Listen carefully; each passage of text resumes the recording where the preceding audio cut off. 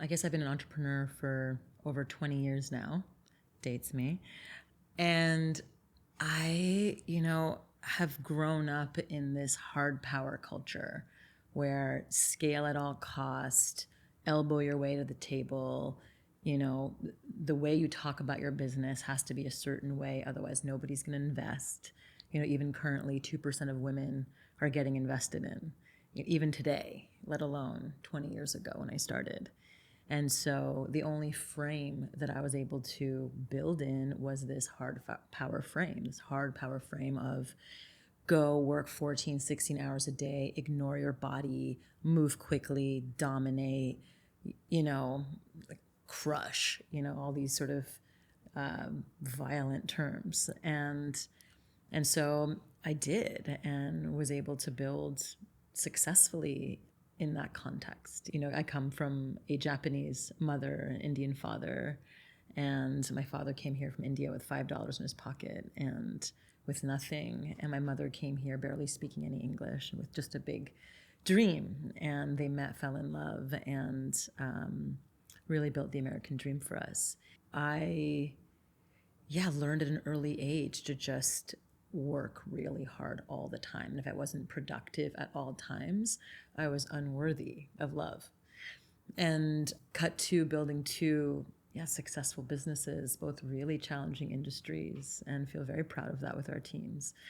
Entering this new business, this new idea, Hero, was, it gave me like those butterflies. So can I do this again in that way? And my answer was a resounding no. There was just no way I was going to build from the old paradigm where I was just working till my body gave up and until I was, just so tired that I didn't even remember what the day before, what happened the day before, the day after, just everything just blurred into one. And when, over the last many years, I've been tuning into nature more. My name, Mickey, means 3 beautiful trees. And I've loved growing up climbing trees and being, outside. It was my favorite place. Playing sports outside was my thing. And so kind of growing, building the things in super hard power, and then, really again, tuning back into nature. I just looked at nature and I was like, wow, nature is effortless. Nature does it so powerfully, yet gently, yet softly, can hug you. When I walk in nature, I feel so held, so seen, so present, so loved, so understood. So there's no judgment whatsoever. I felt so much belonging. And it's an effortless growth, and it just builds and it just creates and it flowers and flourishes and then dies and then regrows and flourishes some more and grows again. And it's this endless, beautiful cycle of birth, transformation, and rebirth. And it's just like, wow. And it's inspiring, and it gives you a deep breath. It's a different way of growing. And, as I've been tuning into nature and looking at the way hard power grows and scales, and it's the opposite. It's dominance, it's loud, it's yelling, it's intense, it's overriding and overriding all the time what our body is saying to us, what nature is saying to ourselves. And I just was like, if I was to choose to build something again, to create something again, I would want to choose to create like nature creates. Then I thought about it and I was like, okay, how do humans and nature come together in creation together? That is what permaculture is. Permaculture is when nature and humanity can come together and co-create in the most beautiful, effortless way together.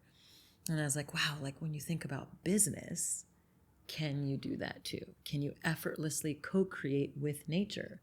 And what's so beautiful about Hero is that it is inherently co-creating with nature, because we're creating, a diaper that returns to the earth with the help of plastic-eating fungi that have been breaking down things in nature for hundreds of millions of years. We're tuning into how to break plastic down. And so it is deeply, deeply braiding with nature. And how do we do that in a way that's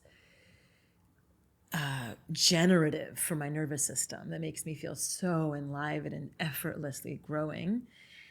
And I thought about the indigenous people, and I thought about spiritual leaders and spiritual teachers. And I had the beautiful blessing of traveling to the Amazon rainforest, not last year, but the year before, entering into New Year's. And I was able to really be in nature with the Sapra Nation in Amazon and in the Amazon and the Achuar tribes people who've never been to the modern world. They literally don't know what judgment is. They don't know what trauma scaling is. They don't know any of these things that we've learned. These are learned behaviors, and they're just observers. There's no judgment. They just purely observe, and just like nature does. And when something happens, when someone gets sick, they just scurry into the forest and they find the little leaves and they come and they feed you the thing or put it on your body, and you miraculously heal, literally like within the day.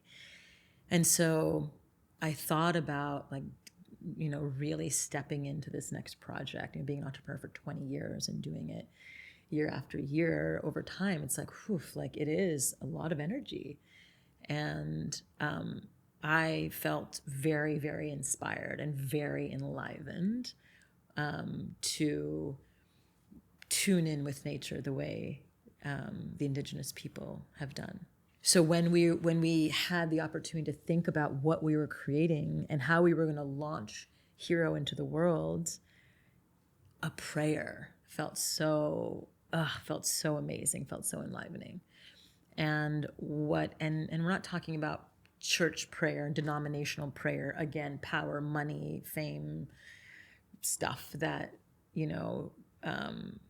those kinds of institutions have created, but the actual real essence of that, the prayer, like the practice of just attuning to the energies of the planet, the energies of humanity, and tuning into the needs and wants of the next generation. That felt like, the most vital feeling came over me to like, this is how I want to launch the company in this way. And then, of course, thinking about the entire company, that's how we want to create. We want to create the way nature creates, in an effortless, easeful way.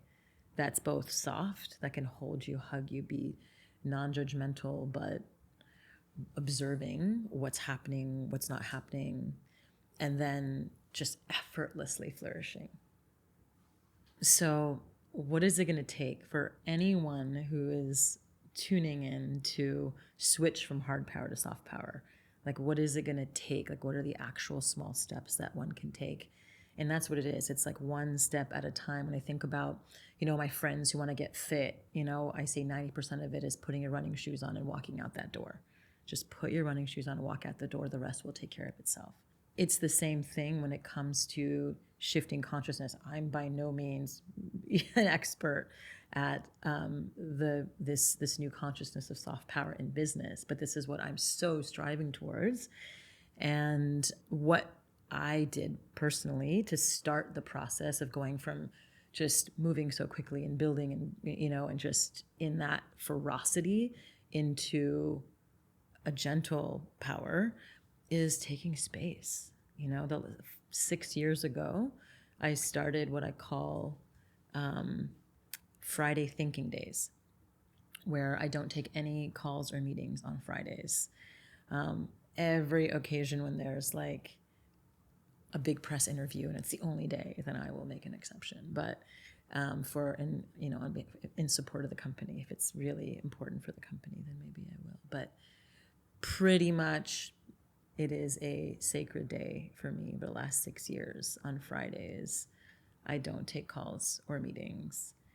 And it's not a day off. It's very, very important. It's not a day off. It's a day of just sitting and being and not doing. Because you can just be inboxing all day, or you can be texting or working and busying yourself all day. But just the art and practice of sitting. And oftentimes when I sit, I look at nature, look at a tree, or look at birds in a tree, or look outside and just tune into nature and just Whether it's raining or whether it's storming or whether it's beautiful and sunny, I just look at trees. And most of my best ideas have come when I'm just sitting and looking and doing nothing but being.